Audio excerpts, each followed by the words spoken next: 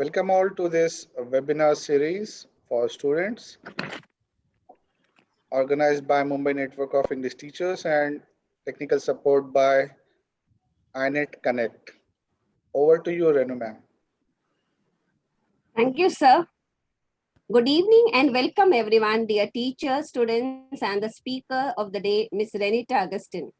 Dear students, I feel privileged to announce Learn from Home webinar series for a higher level English medium schools organized by MNET with the technical support of INET Connect, featuring speakers like Dr. Manjushri Sar Deshpande, the chairperson of the Board of Studies, Balbharti, Pune, Mr. Nadeem Khan, academic coordinator of Chess, Ra, Aurangabad, and Board of Studies member, Balbharti, Pune, Mr. Avinash Rade, Board of Studies member, Balbharti, Pune, Ms. Renita Augustine, State Resource Person of Chess, Ra, Aurangabad, Mrs.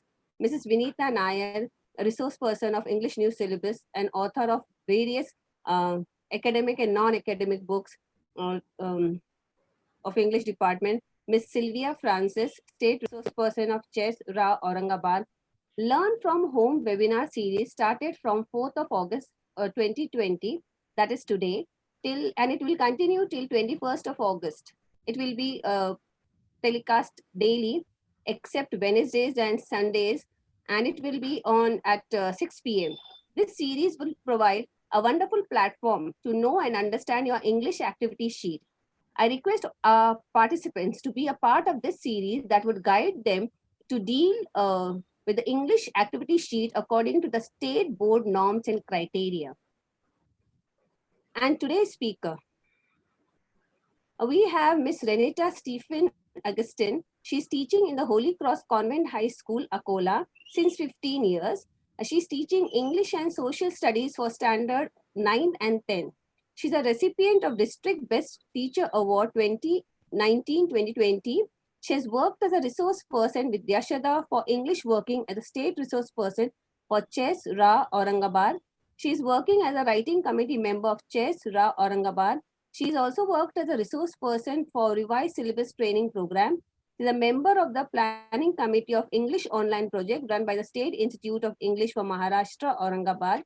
She is going to deal with question 1A and 1B of the activity sheet, that is the language study part. She will cover the question in 2 days. So if you have any queries, students, or doubts, you can put it in the chat box or comment session so that your question can be dealt in these 2 days. Now, without wasting much time, I ask Ms. Renita Augustine to begin her session. Thank you, Renu ma'am, for such a wonderful and precise introduction. And I also express my sincere gratitude to MNET as well as to the INET team for organizing this particular web series and for making us a part of this web series. I'm so grateful to all of you. Expressing my gratitude, I would start today's session. I'll start sharing my screen.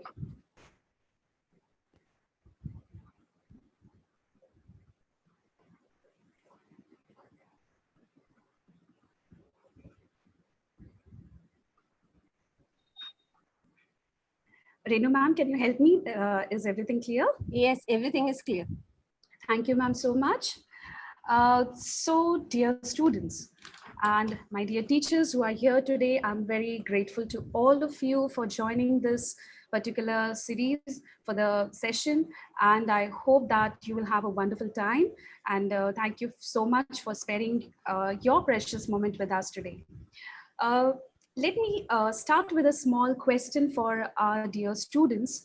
I just wanted to ask you that whether you know or are you clear that why English question paper is called as English activity sheet? If you can respond through with the help of chat, you can just chat in the chat box and can let us know that what do you feel that why English question paper is called as English activity sheet? Okay, so by the time you post your comments in the comment box, let me take you 23 years back when I was a student doing my SSC. And I remember that when I was doing my board exam, I was giving my board exam, I remember the question paper which was in front of me. It was totally theoretical. And I remember that we had brief answers, reference to context, character sketches and whatnot. And I remember how I mugged up and ratified many things you can say and just placed into the question paper. But today, there's a drastic change, a challenging change, I would say that it has come. And the drastic and challenging changes of shifting English question paper to English activity sheet. And this is a challenge not only for the teachers, but also for students. And if you, I personally believe that unless something challenges you, you can't change or even you cannot grow. So this activity sheet offers us tremendous scope, children, to show our creativity, to show our skills, our ideas, and our thoughts. I remember when we wrote in theories in our English question paper, we had a very little vent to our creativity and our knowledge and skills.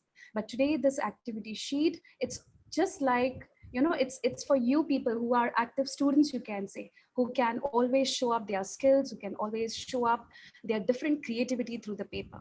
So let us go in detail about this English activity sheet.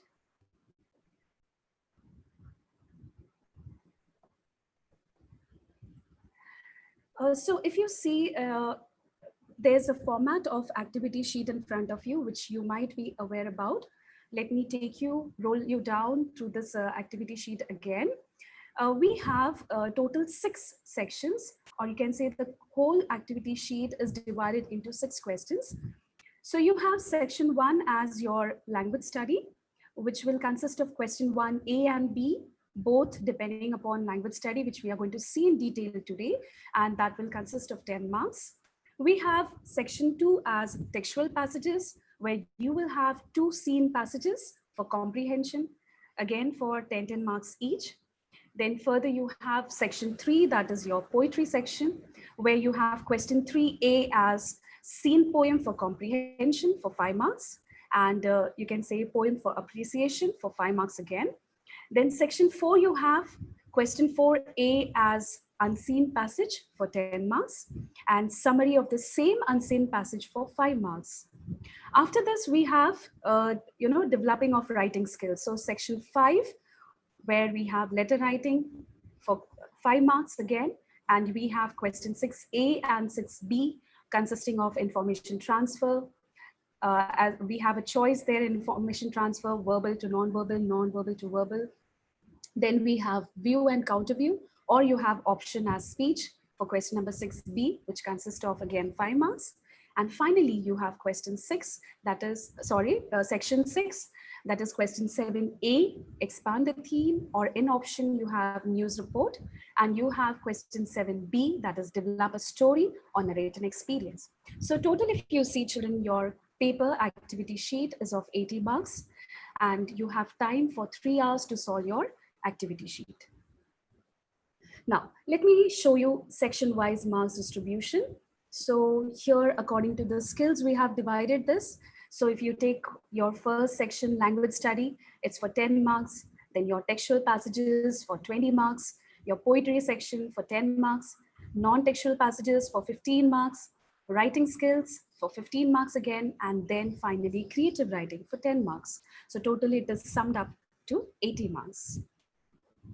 So coming to today's topic. Now today, as Renu ma'am already introduced, that we are going to have it in form of a series. And today we are going to deal with language study part. Now, you know very well that language study, it is divided into 2 parts.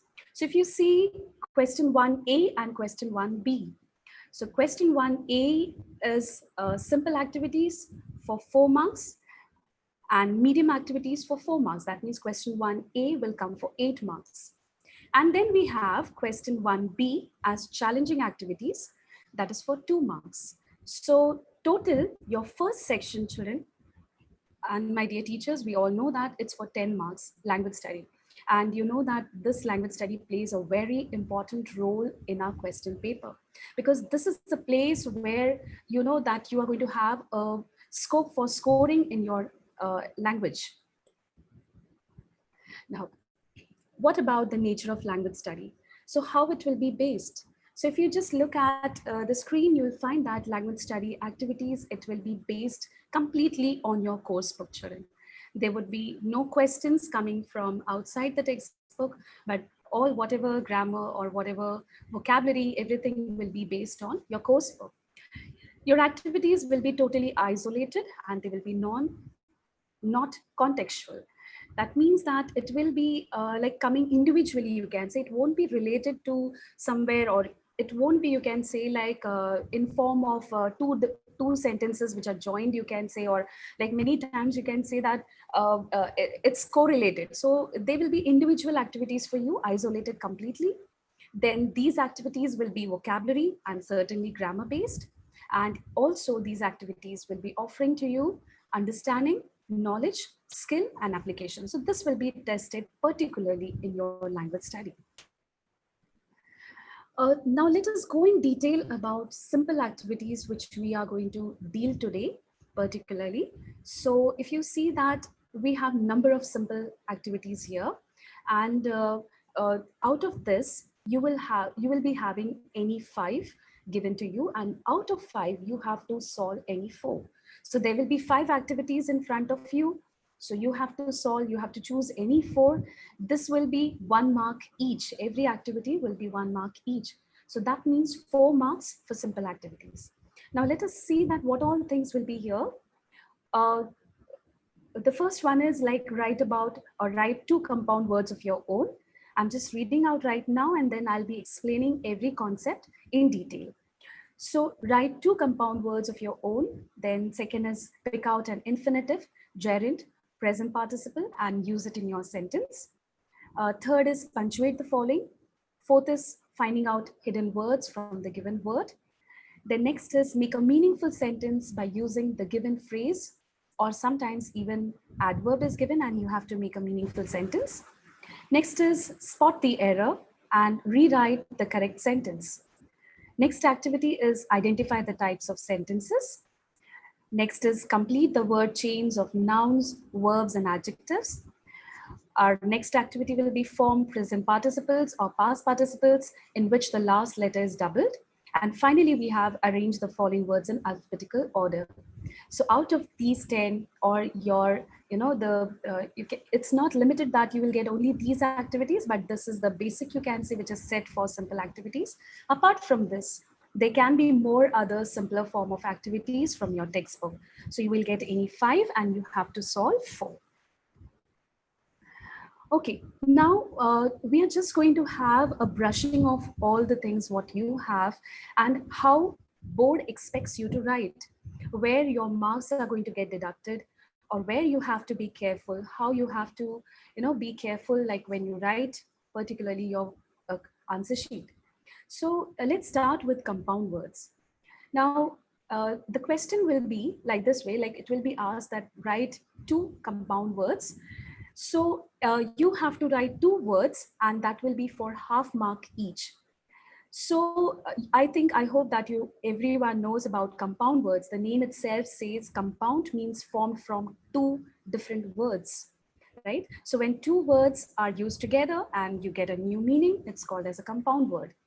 Now this has different forms, like we have open compounds, which are spelled, though there are 2 different words, but they are spelled as, you can say they are spelled differently, like ice and cream. So ice cream, 2 different words. These are called as open compound words. Then we have closed compound words, where the word is pronounced or it is used as one. So like example is given there, doorknob. Then even we have compound words which are hyphenated. That means separated by a hyphen. So like long term.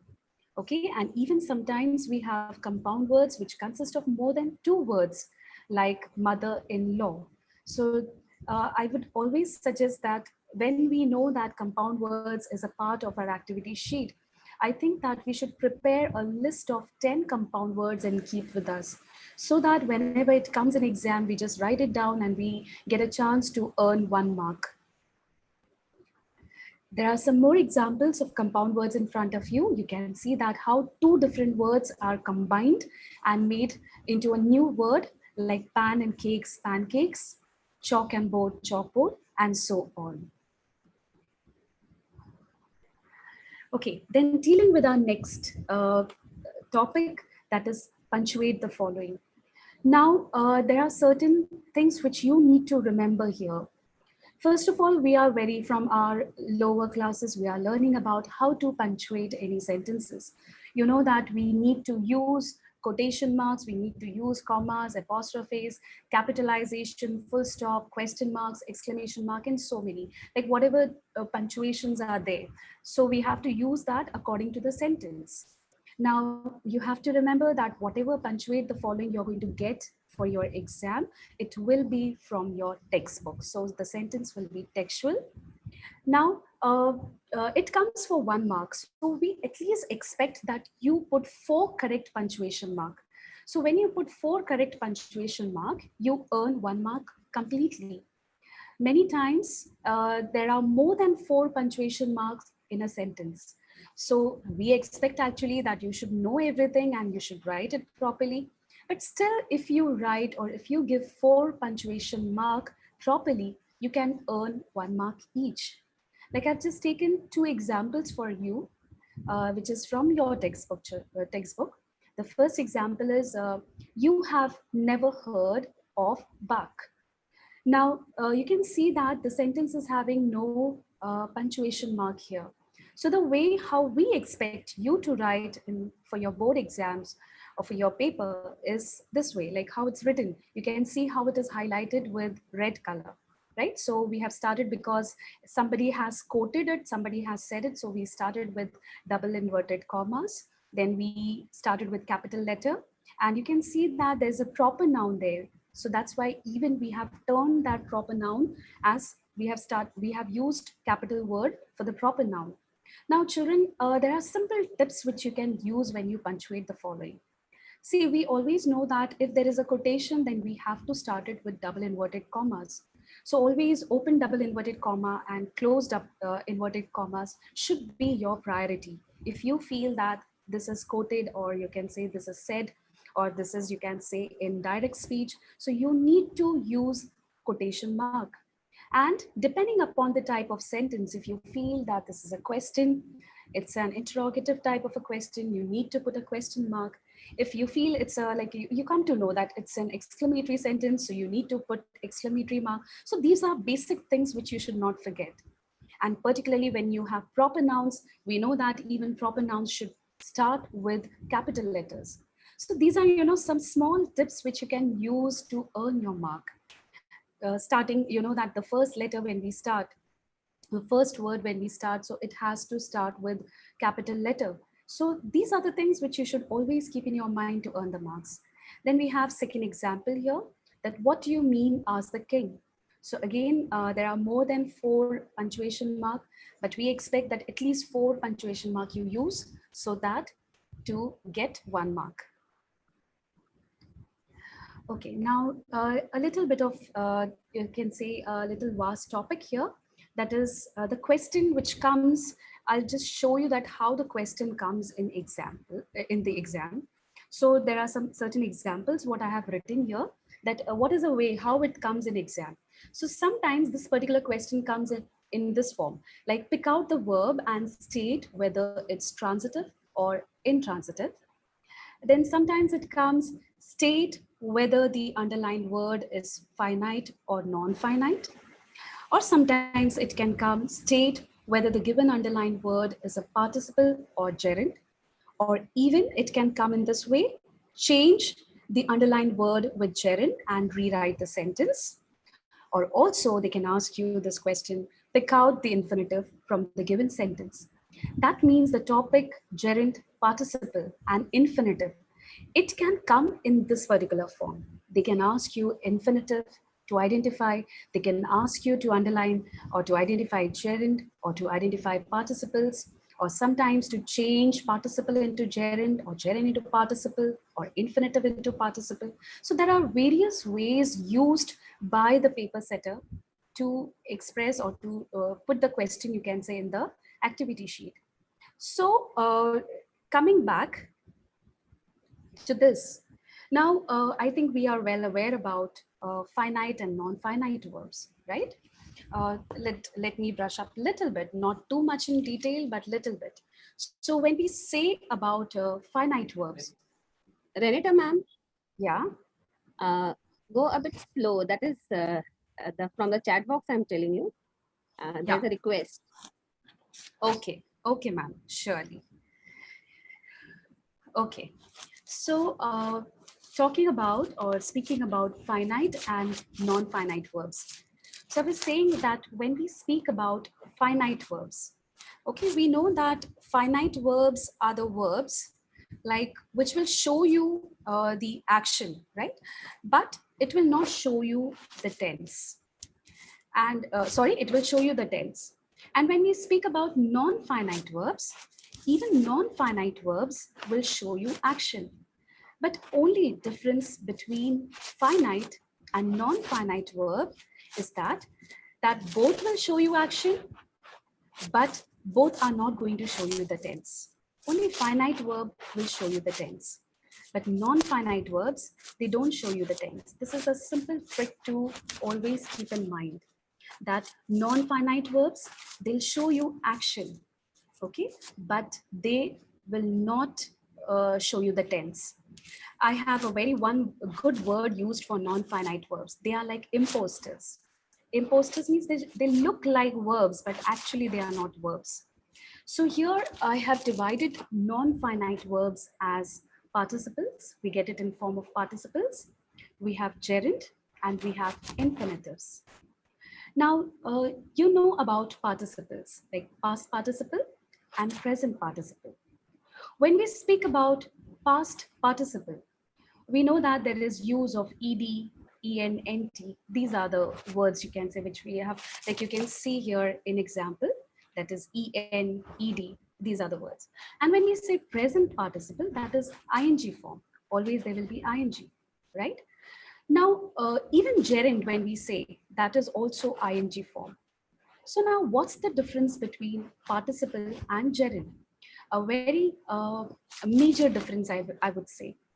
The difference is that participle always acts as an adjective, and gerund, it always acts as a noun. And they both are going to confuse you by saying that they are verbs, but actually they are not verbs.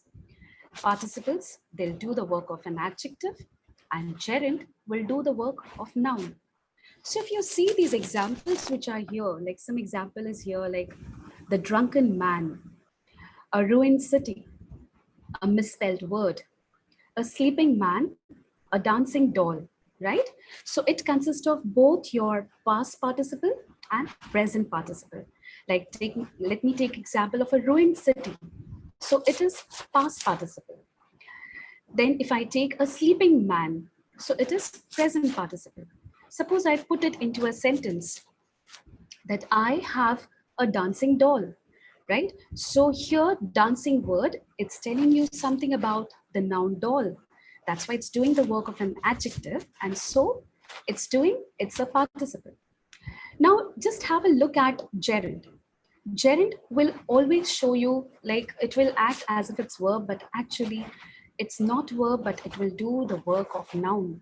It will always tell you the name of an activity. Like if I take first example, seeing is believing, right? Seeing is the name of an activity. It's not describing any noun there.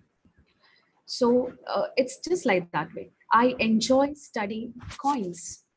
I enjoy reading. So reading is the name of an activity. So this is the way how you should try to identify whether it's doing work of an adjective, then you should go with the participle. You should know that it's a participle. If it is doing the work of a noun, then you should be clear that it is a gerund. Now, infinitives are quite easy to recognize. We generally say, to make it more easier, we generally say that infinitives are 2 plus verb. Wherever you see 2 plus verb, that's an infinitive.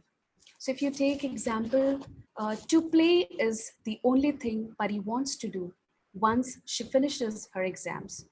So to play, the question will be identify infinitive. So you immediately get to know that to play is your infinitive.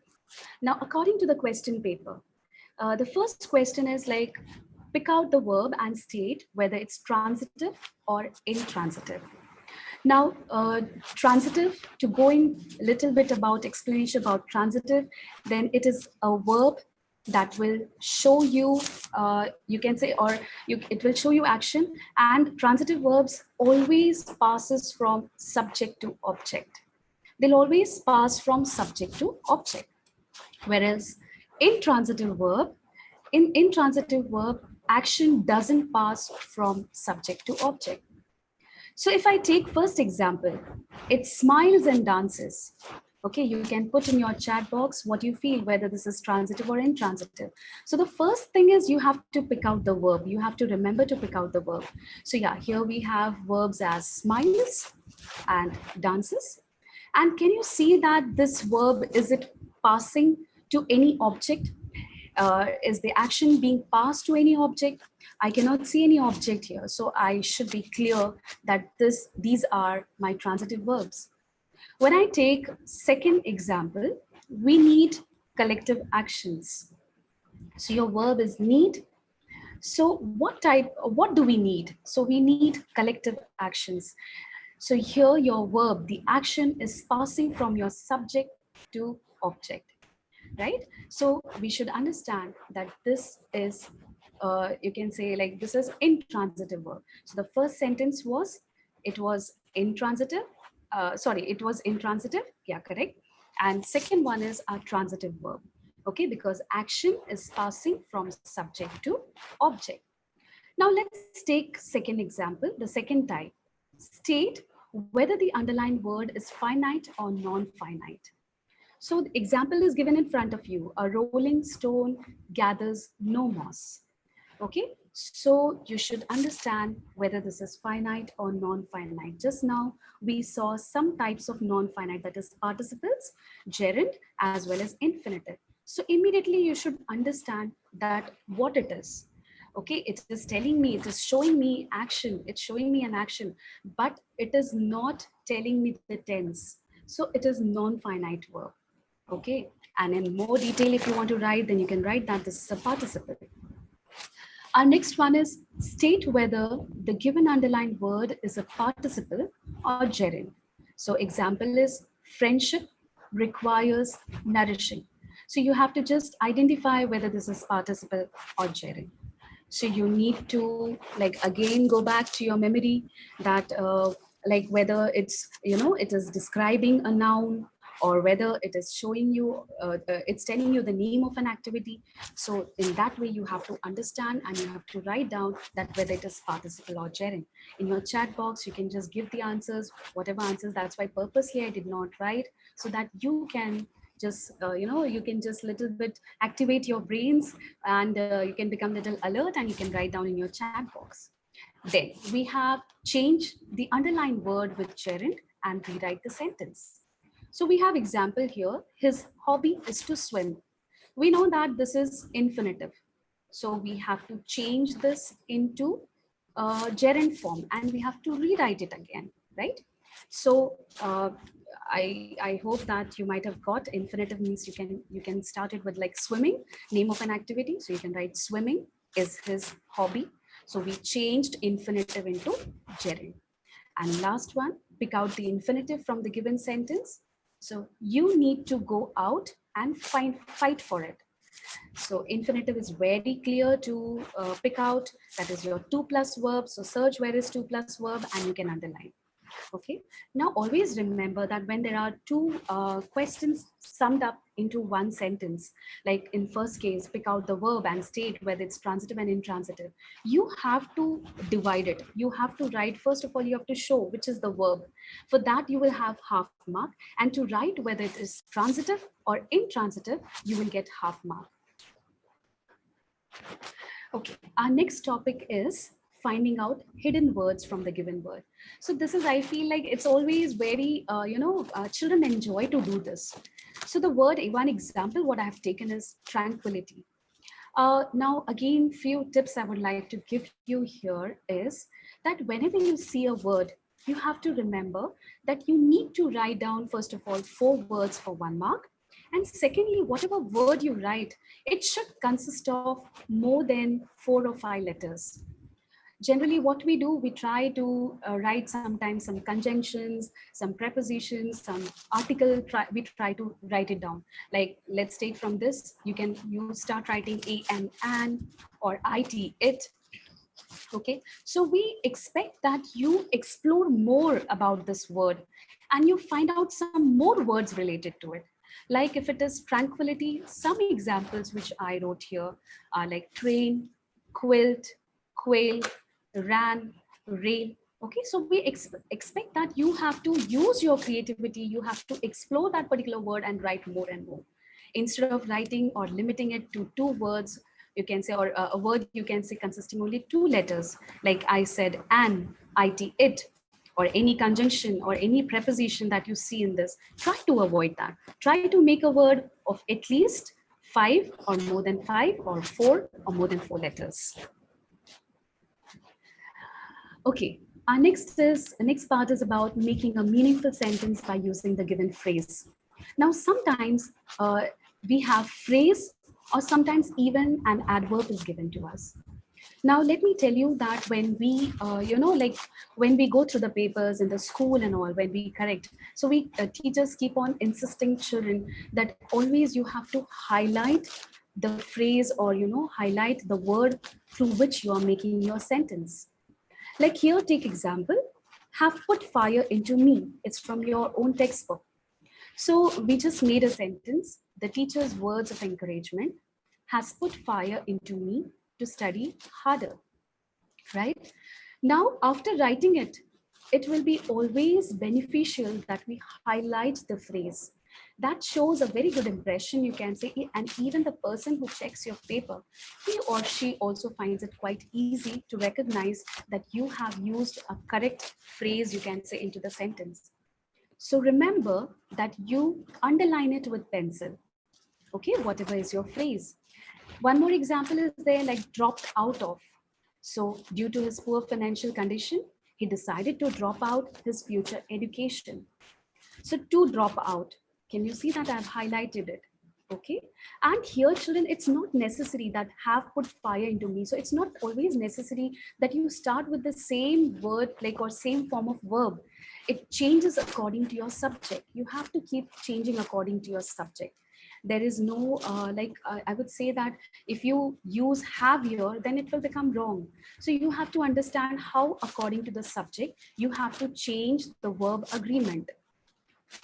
Then there is a third sentence, which is based on an adverb. So if you see the sentence, grimly, the word is grimly, and I have used it like on getting scolding from her mother. She spoke the truth grimly, and you can see underlined. So I have just specified it that you have to remember that anytime, whenever you solve this question, you need to underline the given phrase or any word through which you're making your sentence. Okay, our next question is about spot the error and rewrite the correct sentence. Now see, this particular question again has 2 parts: spot the error and rewrite the correct sentence. So when you spot the error, for spotting error, you get half mark. And for rewriting the correct sentence, you get half mark. We always find that children forget to spot the error. They directly write the sentence. So you may lose your half mark with this. So first of all, you try to spot the error, and then later on you rewrite the sentence. That is always, it's always accepted from you. So underline the rectification. Wherever you are rectifying, you have to underline that, or you can circle it, or you can just show it, highlight it with your pencil, that this is, or pen, that this is the thing which I have rectified it. Then the error is always, now you have to remember this, that whenever this type of question comes, the error is related with subject and verb agreement. Okay, in other words, I can say conquered. So like how the verb changes according to the subject, that's a very different topic. But here, like we have no time limit to, like we don't have that much time, you can say, to go in detail about the subject and verb agreement. But always keep in mind that whenever you have to do spot the error, there always will be the error will be related either to subject and verb agreement, or it will be related with using the correct form of verb. Okay, so take some example which I have taken for you, just two examples I have brought for you. So the example is, you does not know me. Now we know how we have to change our verb according to subject. Okay, like when I speak about I do, he does, she does, okay, we do. So this we know very well, that how we change according to person, like first person, second person, and third person. So with this, how do we change our verbs? So immediately you will spot out that, okay, this is wrong here, does is wrong here, it doesn't fit with you. So you should always highlight it, show it, so that shows that you have spot the error. Okay, and then you have to rewrite it again. So you do not know me.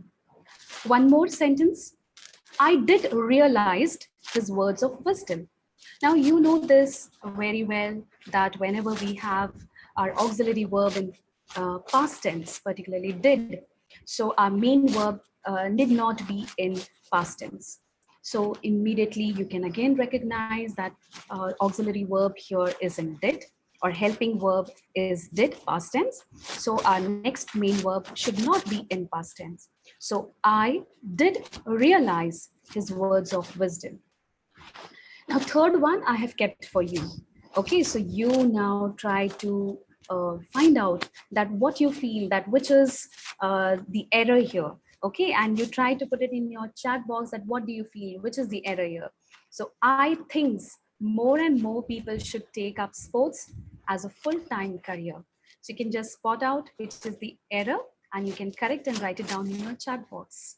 So this is like about spot the error, where it will be related either with subject and verb agreement, or it will be related with correct form of verb. Now, our next question is about identify the type of sentences. Now, this is the place where I would like to highlight one thing, children, a very important thing. That is, whenever you get sentences, like you can see in example, I have put some 4 sentences here, like sing that back. Dr. Kalam was a great scientist. Did you hear him? Oh, come on, Polly. Okay, these are 4 sentences. So you would get one of these type of a sentence in your activity sheet. And the question will be that identify what type of sentence it is. So generally, it's my observation, it's my experience, which I want to share with you, that children get confused about this. And sometimes they end up writing that, sometimes they write, suppose if it's a longer sentence, so they keep writing that this is a complex sentence, this is a compound sentence. Or sometimes when they see that it's a type of a simple sentence, even they write that this is affirmative sentence or negative sentence, these words they use. Let's remember that whenever this question comes, we have to stick to these 4. That is, you need to mention whether the statement is assertive or declarative, or it's exclamatory, or it is interrogative, or it is imperative. If you find that it's a plain statement, okay, having a subject and a predicate, certainly it is an assertive sentence, or it's a statement form. And if you feel that it's a sudden feeling somewhere, like you can see exclamatory mark at the end, so immediately you will realize that this is exclamatory sentence. And if you feel that this is a question form, whether it is WH question or it's a rhetorical question, but you see there's a question mark, okay, then you should write it down that it's an interrogative sentence. And if the sentence is in form of order or request, then we have to understand that this is imperative sentence. Okay, so this is a way how, like, you can just go through the examples and you can find out whether this is assertive, exclamatory, interrogative, or imperative. Now, speaking about word chain, Now, if you see word chain, children, you will find that it's very simple. You might be playing Antakshari, right? So you know that when you play Antakshari, what you do? Like when you have two parties playing Antakshari, so the first party, if it finishes with one word, and you have to start your Antakshari with the same word. So it's just like playing Antakshari here. You are playing Antakshari with your words. Okay, so it's a series of words that follow, it's a series of words such that each following word starts with the first letter of the word before. Like take example, write, eat, think, know, weep, put, tear. So like this way it follows. Can you see that how we have started with the last letter, right? So last letter is E. Okay, so we started with E, eat. Okay, last letter is T. So we started with T, think, right? So this way, some more examples I've brought here and some tips also for your word chain. Now, try to make the word chain consisting more or minimum 5 letters. You have to see that when you make your word chain, it should have 5 letters minimum or more than 5 letters. Okay, and for 1 mark, at least you need to write down 4 words, right? At least 4 words so that you get 1 mark. Now, if they just simply put a question that make a word chain, then you are not restricted. You can use a noun, you can use adjective, you can use verb, adverbs, okay? But if they give you in this way, that word chain of nouns, so you have to stick to nouns. Word chain of adjectives, then you have to stick to adjectives. Similarly, word chain of verbs, then you have to stick to verbs. Now, if you take the first part, that is word chain of nouns, you will see here that alchemy is the word and Y is the last word. So you have to start your word chain with Y, right? And nouns being nouns, I have tried to use capital letters here. Then adjectives, you can see that beautiful. So last word is L. So we started with another adjective, lazy, young, gorgeous, and smart. And here, mistake what you do is you try to use capital letters. Okay, so try avoid using capital letters when you're making word chain of adjectives or word chain of verbs. One more important thing I would like to tell you here is that when you make word chain of verbs, try that you keep the same form of verb. You are well aware about present tense form of verb, past tense form of verb, past participle, and present participle, right? So see, if you take the first example, shine. So shine is present tense form of the verb. So you can see that the next 3 words I have kept in the same form. Do not try to change the form. That always will be appreciated that you keep the same form of verb. Like grew, it's past tense. So next 3 words also what I have written is also like it's in form of past tense. So this you have to keep in mind that you keep the word chain in the same form of verb. Okay, next is present or past participles in which the last letter is doubled. This is quite easy, children.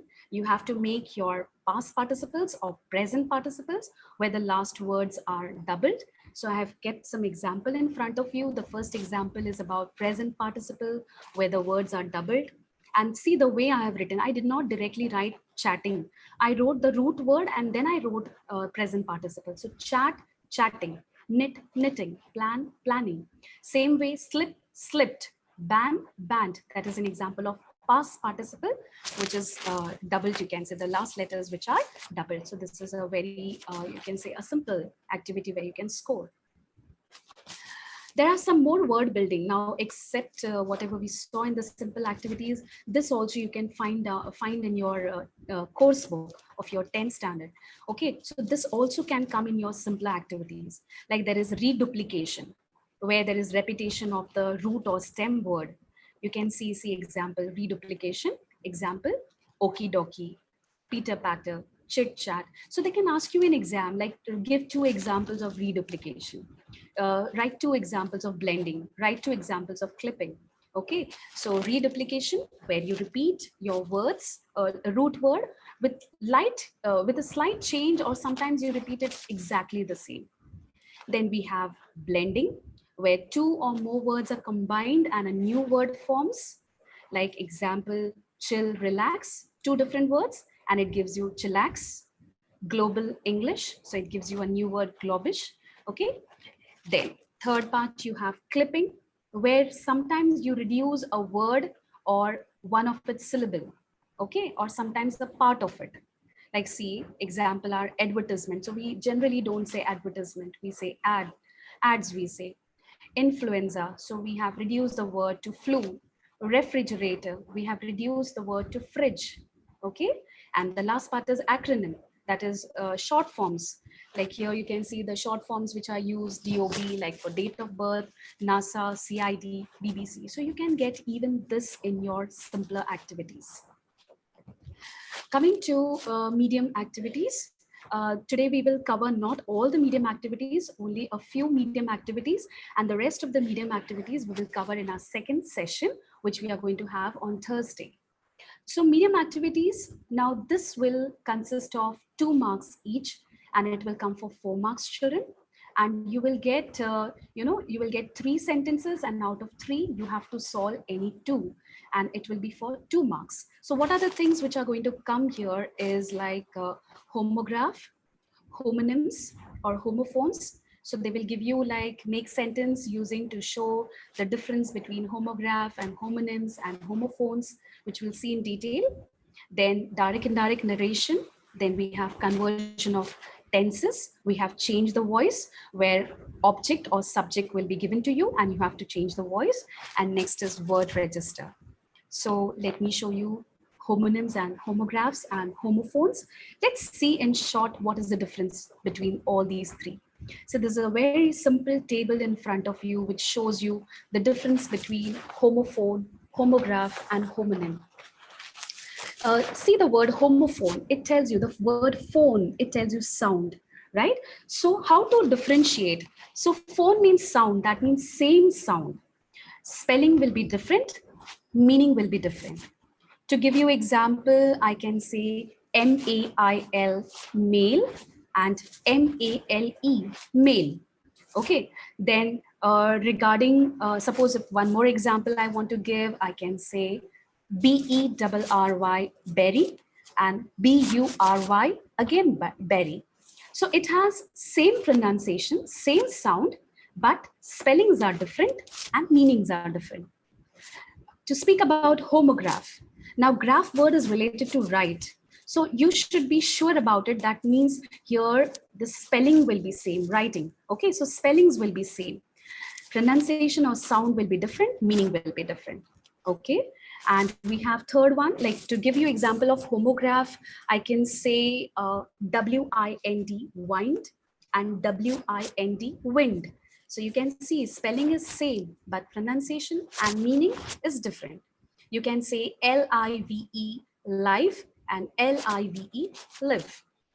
And homonym, sometimes it's used in combination with homophone and homograph too. So same sound, same spelling, but meaning is different. Like if I say a sentence like the car turned towards left side, and if I say there is only one apple left, so left, same sound, same spelling, but it will give you, one is showing you about direction and one is showing you that something is left. Okay, so this is about homophone, homograph. Now what you have to do here is like you have to pick, you can say words, so you can prepare homophone and homograph and homonym for yourself. Like you can take two examples of each and prepare sentences and keep, so that if it comes in exam that write sentences using homophones or write sentences making homograph, 2 different sentences. So you have to remember, you have to make 2 sentences because it consists of 2 marks. So 2 sentences for 2 marks. Okay, and be prepared with this. You know that these are some sure short questions which are about to come. So you need to be prepared with this. There are some more examples of homophones and homograph. We'll just shift to word register. Word register, to speak about word register, it's a group of words which are closely associated or related to the given word or subject. Okay, now this also comes for 2 marks, and it consists of, like, it should consist of 8 words for 2 marks. Sometimes it's mentioned that you make 4 words only, a register of 4 words.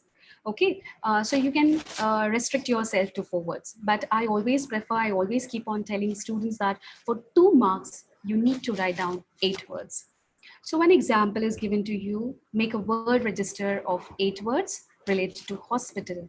So you can see some words which are related to hospital, like doctor, nurse, medicines, ventilator, ambulance, clinic, ward, surgery, right? So same way you can find out word register for garden if you are like on YouTube live. So you can put it in your chat box if you find some word registers which you know about garden. Okay, Renu ma'am, I just want to ask, can I continue one more topic or should I stop here? Renu ma'am, should I take my last topic or should I stop here? You have time. Okay, You ma'am. have 10 minutes. Yeah, so I will just cover my last topic and I'll stop with that. Okay, now the last topic for today's session and medium activities, there are more two topics which I'll be dealing later. So it's about tenses. A chapter, or you can say a topic which is very close to us because our base starts with tenses. Our basic grammar starts with tenses and we start learning tenses right from our lower classes. So coming to this now, you are all well aware about rules of tenses, but still in a small table form, I have brought in front of you. And frankly speaking, I always used to get too much worried about tenses, learning it with rules. So even I applied one logic in my class and I found that the logic started working, which today I'm going to share with you. Now, first of all, let's see like about tenses. We know that we have present, past, and future tense. And further, we have 12 forms of these tenses like simple, continuous, perfect, and perfect continuous. So I have brought in front of you rules related to all these tenses. You can see, like if you want to make simple present, so you have to use subject plus V1. I hope you're aware about what is V1, V2, V3, V4. I have written down in note that is present tense, past participle, present participle, right? So if you want to make simple present tense, then you should use the present tense form of the verb with the subject. So subject plus V1. And I've taken a very simple example. I sing a song. Then if you're making continuous, okay, there is use of ing. Now, certain tips when you're making tenses, children, that is, you have to remember that when you're making tenses, if you find the word continuous, that shows that you have to use ing. And when you find the verb perfect, okay, so you have to remember that I have to use a past participle here, that is V3 form. So these two things you keep in mind, that whenever there is continuous, I have to use ing form. Whenever there is perfect, I have to use my V3 form, past participle form, right? Now, how the question will come in your activity sheet. Question can come, identify the tense. Now see, again, it is for 2 marks. So they'll ask you, identify the tense and change it into dash and dash particular tense. I've just brought it into another slide here. See, identify the tense and change it into dash or dash tense. Like they can ask you, change it into present perfect or past perfect, like that way. Or second thing, even they can ask you, change the following directly. They can put like this way also, that change the following sentence into dash but tense. So 2 marks, if they give you the first question, then 1 mark will be for identifying the tense. And the second mark will be for changing it into whatever tense they expect you to do. And if it comes directly for changing the following sentence, then full 2 marks you will get for your 1 sentence. Okay, now bringing back or coming back to this particular table. When we see this table, I'll just give you one small trick to remember, okay, which you will enjoy and my students particularly enjoyed. Like, we all are fond of singing, and you always know that you learn the song so fast, right? You can learn any type of rap song, you can learn any type of, English movie songs or whatever you like. So music is in our heart. So to just, you know that you can use one technique, whichever is your favorite song, you can just put that favorite song to learn these rules. And what I have done, I told my children that you remember this particular example. I sing a song. And I told them that you apply in your own, whichever song you like. Like example, I'll take, Suppose Tum Hi Ho. Okay, this is the song, Tum Hi Ho. So how did I apply learning for rules instead of teaching them with V1, V2, V4? It was so confusing for them at times. So I just told them that you put the logic, you put the music to these sentences. Like I'll give you one example. I sing a song, I am singing a song, I have sung a song, I've been singing a song. So whichever song you like, okay, just learn it as if you are learning the lyrics of the song. So you can learn this one example and keep in your mind. I sang a song, I was singing a song, I had sung a song, I'd been singing a song. I shall sing a song, I shall be singing a song, I shall have sung a song, I shall have been singing a song. So you put this particular example in form of any lyric of songs, and you learn as if you're learning your lyrics of that particular favorite song. Okay, and if you get like this way a type of an example in your paper, we saw a tree bare of all leaves in the cold winter months. Okay, so you will identify we saw, that means it is past tense, and it has been like it's ours that I have to change it into present perfect. So present perfect, just recall the song. Present tense, recall the song. I sing a song, I am singing a song, I have sung a song. So that means I have to put have plus past participle. So you can just change it. We have, you have to, you know that you have to change according to your subject, have or has, right? So we have, past participle of saw will be seen. Same with second example, they took a muscle sample from my arm. So future continues. So link the lyrics of your future tense. I will sing, I shall sing a song. I shall be singing a song. I shall have sung a song. I shall have been singing a song. So you just put it into your example.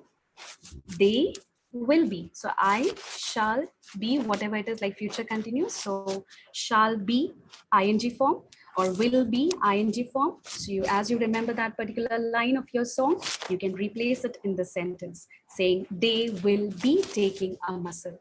So learn your tenses in form of a song, and you will enjoy it. And I hope that you will never forget it, children. So this is for the day. I would just like to end this with a small takeaway tip for today, that during this COVID-19, you know that our education process has come to somewhere to a halt.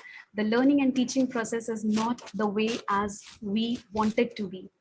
But I just want to tell all our teachers and all our students that it's you know, it's like a stormy rain. This COVID-19 is like a stormy rain which is soon going to pass away. So be like a flower, okay? Survive the rain which we have got, the rain of COVID-19, but use this rain to grow. So be like a flower, survive the rain, but use it to grow. So with this small tip, I would like to end this today's session. So can I get back to Renu ma'am? Yeah, ma'am. And yeah, I know that I had to cover lots of points. So maybe at the beginning I was, but good. Thank you so much that I could, I got to know that I need to go slow. Thank you so much. Yeah. Renita, ma'am, it was indeed a very fruitful session. I could see many participants, and there are many students who are on the Zoom. Participants, you all are supposed to be on the YouTube channel. Only teachers are allowed in the Zoom, and I saw some of the students, chatting. Students, you have come here to learn. If you don't want to learn, please don't enter the Zoom room or the YouTube link. Okay. So this is what I want to tell you. And Renita ma'am, it was very fruitful. And I request Ms. Aditi Shah to propose a vote of thanks. Yeah, ma'am. Are there no queries for I did not get any queries. Everyone was saying the tenses were good, and it was focused, and they have understood. If any teacher or any from the YouTube, I did not get any questions. Okay. Yeah. So I had to cover, actually my topic is so vast that I couldn't go much in detail. I wanted to go much in detail, but I couldn't do that because of my time. But I feel tomorrow you'll have a number of questions. Okay. Today is the first day, so they have what they have got a glimpse of what you're doing. And Yeah. tomorrow there will be 100 of questions for you to answer. Surely. But I'll be anyone waiting. from the audience wants to question anything, they can unmute and ask her the question. Anyone? I don't think there are any questions, so we can proceed towards the end. Okay. So we end the session, today's session, and tomorrow again we have language study, challenging medium and challenging activities. I request Aditi Shah to propose a vote of thanks. Good evening, everyone. The speakers, students, teachers. On behalf of the members of MNET, I would like to thank Mrs. Renita Augustine for volunteering her time and providing us with such a knowledgeable and informative presentation. I would like to thank the host and convener of the meeting, Mrs. Renu Dhotre, for organizing the series of workshops through this platform of MNET. These workshops have enabled the teachers to stay updated with the latest methods and tools in varied areas of teaching, which can be utilized by them in the classroom as well as for online teaching purpose. And also this series of workshops which have been planned for the students are going to be very fruitful for the students as well. So it is really great that we have had students in such large numbers join on our Zoom link as well as on the YouTube channel. So I would like to extend our thanks to the participants, all the teachers, all the students. And I would also like to thank Mr. Nadeem Khan and the INET Connect team for providing the technical support to the MNET platform. Thank you, everyone. And let's keep the enthusiasm going on. Thank you, Aditi. I would like to extend my thanks to Mr. Nadeem Khan, always ready and always helping me out for any of the series that come in. Students, we end the session today, but do join us tomorrow at 6 o'clock for the remaining part of language study. And we have this session up to 21st, leaving Wednesdays and Sundays. If you have any queries, please do write in the chat box or prepare your questions and come so that whatever difficulties or whatever doubts you all have can be resolved over here. So thank you. And yes, Nadeem sir. Yeah, thank you very much.